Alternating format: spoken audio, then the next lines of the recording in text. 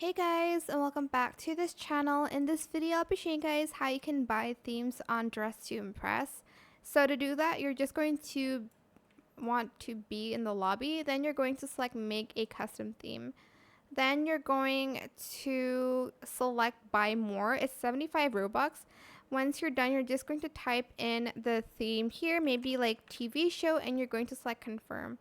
As you can see, there's not enough theme props, but you're just going to select that to basically add themes. If no one adds like a theme, it's gonna just like pick a theme from the like theme generator on Dress to Impress. And that is it for this video. I hope it was helpful for you guys. Don't forget to like, comment, share, and also subscribe to this channel if you haven't done that already. If you have any more questions about this video, just leave it in the comment section down below. I will try my best to answer them all for you guys. And if you found this video helpful, please click the thanks button as well. That is it for this video. Thank you so much for watching. Bye.